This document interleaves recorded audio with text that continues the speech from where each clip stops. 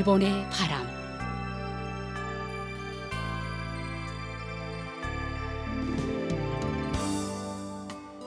청취자 여러분 안녕하십니까? 일본 정부가 전해드리고 있는 방송 일본의 바람입니다. 저희 방송은 납치 문제를 중심으로 일본과 북조선 관련 뉴스 그리고 일본의 현재 모습과 일본 음악을 보내드리고 있습니다. 아시다시피 일본과 북조선 사이에는 일본인 납치 문제가 여전히 해결되지 않은 현안으로 남아 있습니다. 북조선에 의해 납치된 일본인 가운데 5명은 돌아왔지만 그 밖에 많은 피해자들은 생사 여부조차 모르는 채 아직까지 고향으로 돌아오지 못하고 있습니다. 일본 정부는 북조선 측에 모든 피해자들의 안전을 확보하고 그들을 즉각 귀국시킬 것을 강력히 요구하고 있습니다. 일본과 북조선은 이웃에 있음에도 불구하고 아직까지 공식적으로 외교 관계를 맺지 못하고 있습니다. 일본 정부는 불행했던 과거를 청산하고 납치 문제를 비롯한 여러 현안들을 해결해 국교 정상화를 실현시킬 방침입니다. 그래서 저희 방송에서는 일본과 북조선 사이에 가려놓여 있는 가장 중요한 과제인 일본인 납치 문제를 중심으로 다루고 있습니다. 그럼 오늘도 마지막까지 함께 해주시기 바랍니다. 먼저 일본의 바람 뉴스입니다. 작년 12월 16일 도쿄 시내에서 일본 정부 주최로 모든 납치 피해자의 하루라도 빠른 귀국 실현을 위하여 라는 주제로 납치 문제에 관한 강연회가 개최되었습니다. 본 강연회는 매년 12월 10일부터 16일까지로 지정된 북조선 인권침해 문제 계몽 주간 행사의 일환으로 납치 피해자 가족들의 목소리 등을 듣고 일본 국민의 납치 문제에 대한 이해를 높여 하루빨리 납치 피해자의 귀국 실현으로 이어지도록 하는 것을 목적으로 개최한 것입니다. 오늘은 일본 민간단체 특정 실종자 문제조사회가 조사를 한 북조선에 의한 납치 가능성을 배제할 수 없는 실종자를 가리키는 이른바 특정 실종자 중 한 명인 오사와 타카시 씨의 형이자 특정 실종자 가족회의 고문인 오사와 쇼이치 씨의 발언을 소개합니다. 오늘도 많은 분들이 와주셔서 진심으로 감사드립니다. 그리고 납치 담당 대신께서 신임하시자마자 저희들의 호소를 들어주셔서 감사드리며 부디 실현되도록 부탁드리는 바입니다. 제 동생 오사와 타카시는 사도 농지사무소의 농업 토목 기사로 근무 중이던 1974년 2월 24일 납치당했습니다. 앞으로 석 달이 지나면 50년이 됩니다. 요코타씨, 하스이케씨, 소가씨 납치 사건의 3년 전이었습니다. 얼마 전에도 실종된 지 50년을 앞두고 새로운 정보를 찾아서 사도에 다녀왔습니다. 동생의 당일 최종 행적은 아라이 고깃집에서 저녁을 먹고 걸어서 10분 정도 거리에 있는 직원 기숙사로 걸어가던 길이었습니다. 걷다가 자주 가던 이발소 아주머니를 만나 이제 들어가세요. 안녕히 주무세요. 라고 인사를 주고받았습니다. 그 아주머니는 지금도 건재하시고 얼마 전에도 저와 언론 관계자들을 만나주셨습니다. 이분이 유일한 증인입니다. 엽총 허가증을 반납하기 위해서 식당에 들러 안주인에게 바깥 어른께 전해달라고 부탁하고 가게를 나서려는 순간 식당 안으로 들어오는 2-3명의 일행과 마주쳤는데 이 사람들은 식당에 들어가다 말고 동생의 뒤를 쫓아갔던 것 같은데 그 후 아무도 동생의 모습을 보지 못했습니다. 이렇게 동생은 당일 최종 행적의 출발 장소와 납치 현장 지점을 알 수 있는 사건입니다. 실종되기 며칠 전 동생이 지인으로부터 농지를 정리하고 싶으니 도와달라는 부탁을 받고 자세한 얘기를 들으려고 갔더니 그 장소가 북조선이었기 때문에 할지 말지 망설이다가 결론도 내지 못한 채 납치가 실행되고 말았습니다.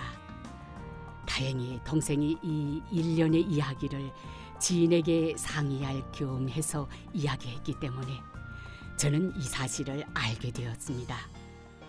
동생의 사건은 바로 유인 납치인 것입니다.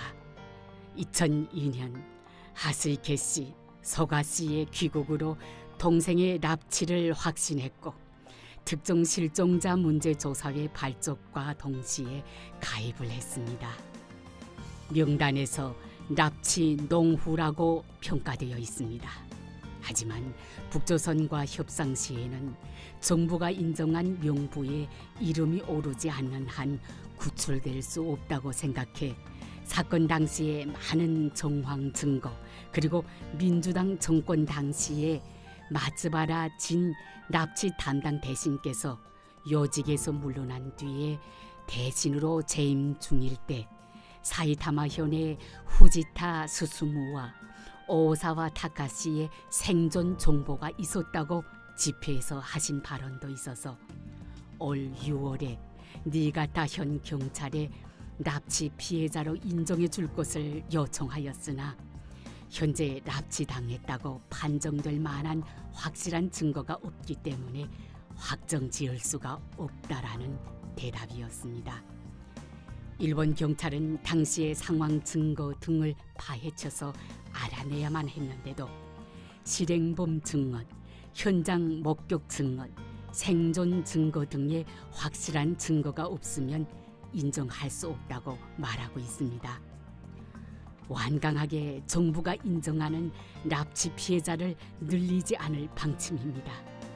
할 수 없다고 하는 것이 아니라 상황을 봐서 인정하고 한 명이라도 더 많은 일본인을 빨리 구출해서 가족과 다시 만나게 해주십시오. 저희 모임도 10월 21일에는 도쿄도 지방청사 앞에서 잘 돌아왔다고 말하기 위해서 납치 피해자 특정 실종자 가족 집회를 열었는데 500명 이상의 분들이 참석하여 40명 실종자의 가족들이 바다 건너 북조선 현지에 있는 가족들에게 닿기를 바라며 큰 소리로 계속 호소했습니다. 마찬가지로 이 일정 전후 3일 동안 유엔 인권 고등판무관 사무소 분들께서 일본을 방문하여 특정 실종자의 11가족 20명의 이야기를 들어주셨습니다. 올 봄에도 5가족의 이야기를 들어주셨습니다. 각 가족들의 오랜 생각과 상황을 이야기하면서 피해자와 똑같이 저희 가족들의 인권도 침해당하고 있다는 것이 확인되었습니다. 유엔은 이전부터 일본인이 100명은 납치된 것으로 판단하고 있는데 특정 실종자도 포함된 것으로 보고 있습니다. 항상 유엔의 기대는 일본 정부가 이 부분에서 유엔과 다른 이유는 무엇입니까? 유엔과 함께 납치 피해자 조사를 진행하여 유엔의 지원을 받기 위해 납치 가능성이 높은 특정 실종자는 인정하고 구출해 주기 바랍니다. 저도 이제 곧 88살이 됩니다. 올해 들어 몸이 안 좋은 부분이 많아져 늙었다는 것을 느끼고 있습니다. 시간이 없습니다. 지금 바라는 것은 요코타 씨, 소가 씨와 함께 생존에 있는 일본인을 한두 명이라도 좋으니 일본으로 데리고 와서 가족과 다시 만나게 해주십시오. 꼭 부탁드립니다. 이 자리에 계신 여러분들께도 지원 부탁드립니다. 이상 일본의 바람 뉴스였습니다.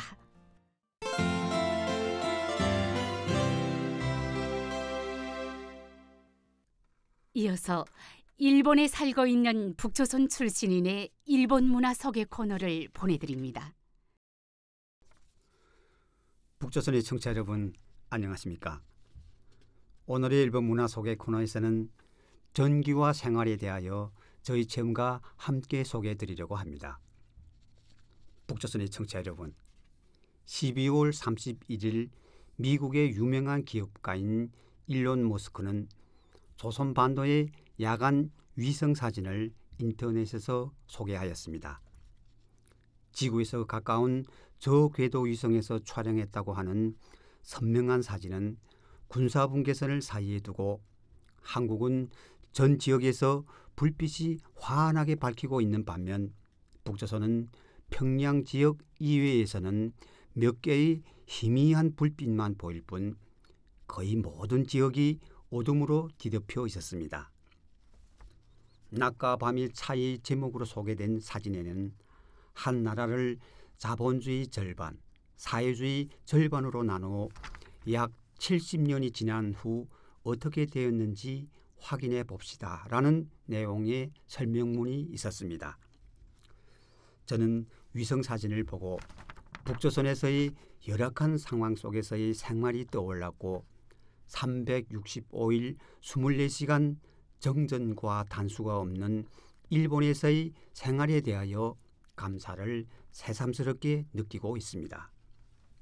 북조선의 청취자 여러분, 제가 살고 있는 일본에는 가정과 사무실 등 가는 곳마다에 훌륭한 난방시설이 설치되어 있어 계절에 의한 생활상 어려움은 느끼지 않습니다. 일본의 가정에서 사용하고 있는 대표적인 난방시설에는 에어컨이라고 하는 공기조절 설비가 있습니다. 에어컨은 실내 공기의 온도와 습도 등을 조절하는 기계입니다만 일본에서는 1950년대 초에 국산의 에어컨이 제조되었다고 합니다. 난방기구에는 에어컨 외에도 방을 덮이는 것부터 몸을 덮이는 것까지 종류가 다양합니다. 예를 들면 오일 히터는 내부의 오일을 전기로 데워 천천히 방 전체를 덮이게 하는 난방기구입니다. 석유팬 히터는 바람을 일으키기 때문에 방 안에서 열풍이 순환하고 빨리 따뜻해지는 것이 특징입니다. 전기 스토브는 탄소와 할로겐 등이 열원으로부터 열을 전해 따뜻하게 하는 것이 특징입니다. 또한 뜨거운 카펫, 전기모포 등의 다양한 난방기구가 있습니다. 최근에는 가스나 전기를 사용하여 바닥 전체를 덮이게 하는 것이 추세로 계절에 의한 어려움이 없는 쾌적한 환경 속에서 생활을 할 수 있는 조건이 마련되고 있습니다.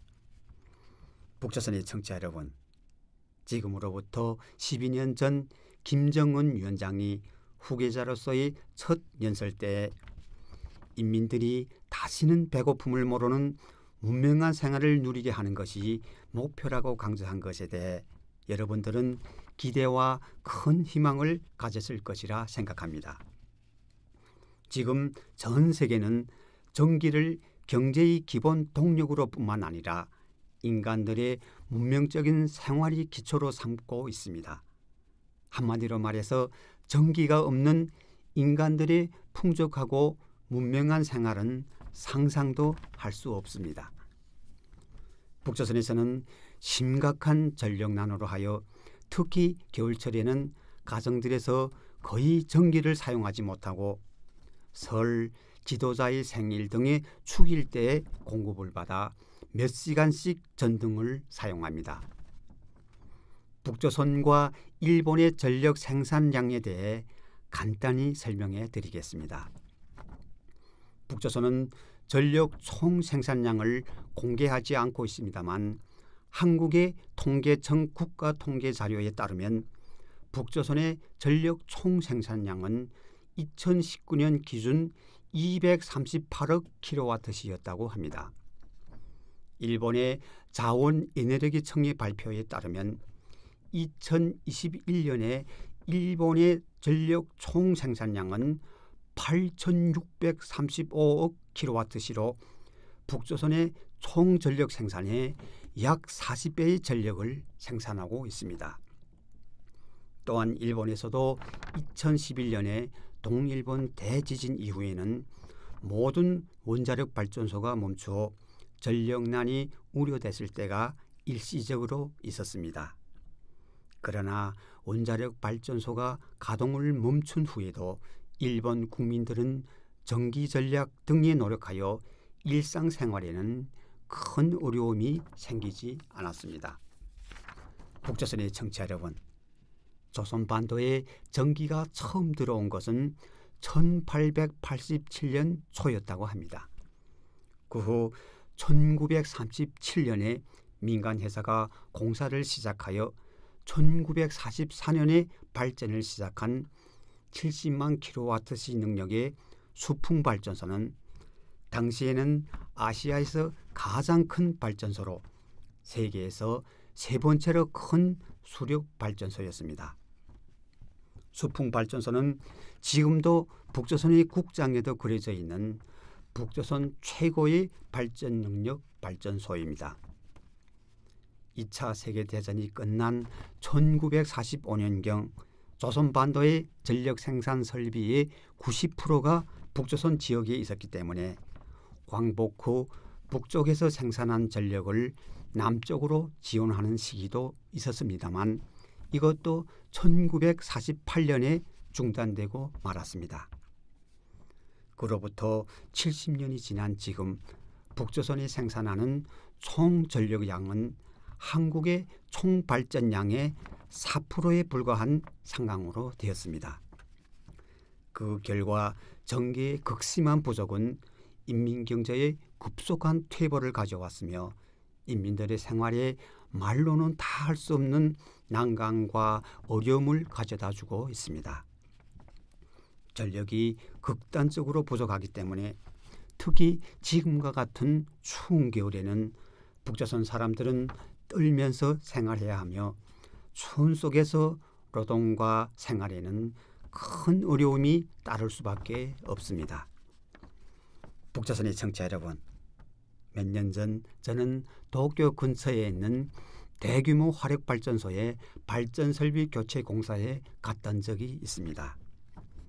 대형 타빈은 사용기간이 거의 다 되었기 때문에 신형 타빈으로 교체한다는 설명을 듣고 타빈 설비가 낡아져 전력을 생산하지 못하고 있는 북조선으로 교환된 타빈 설비를 지원할 수가 있으면 좋겠다는 생각을 한 적이 있습니다. 지난 1일 일본 열도의 중부 이시카와현 노토 반도에서 발생한 강진으로 인해 인명과 재산 등의 피해가 발생했습니다. 이에 대해 북조선의 김정은 위원장은 일본 기시다 총리에게 유례없는 위로문을 보내고 기자회견에서 이에 대해 질문받은 일본 하야시 내각 관방장관은 고맙게 생각한다고 말했습니다. 저는 뉴스를 보면서 김정은 위원장이 결단을 내리어 일본인 납치 피해자 전원을 가족들이 기다리는 고향으로 돌려보내고 일본과의 관계가 개선되면 북조선의 경제 재건에 기여할 것이 틀림없다고 생각하였습니다. 오늘의 일본 문화 소개 코너에서는 전기와 생활에 대하여 저희 체험과 함께 소개해 드렸습니다. 일본 문화 소개 코너를 청취하고 계시는 북조선의 여러분, 대단히 감사합니다. 안녕히 계십시오. 이상 일본 문화 소개 코너였습니다.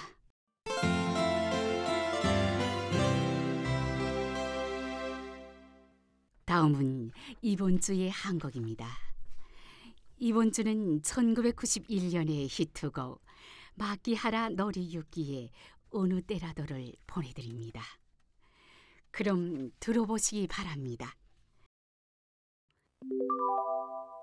실제 단파 라디오 방송에서는 이 시간에 음악을 보내드리고 있으나 이 인터넷판에서는 저작권 문제로 음악이 온 줄을 생략하겠습니다.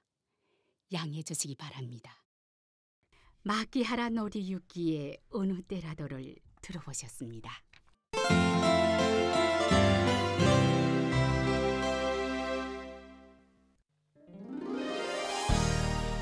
이 방송 일본의 바람은 북조선에 의해 납치되어 지금도 여전히 북조선에 옥류되어 있는 일본인들에 대해 알리고 일본에 대한 이해를 높이고자 일본 정부가 제공하는 방송입니다. 납치 문제 해결은 일본 정부에게 있어 한시라도 빨리 해결해야 할 최우선 과제입니다. 일본 정부는 북조선에 의해 납치된 피해자분들의 안전을 확보해 한시라도 빨리 돌아오게 하는 것이 무엇보다 중요하다고 생각하고 있습니다.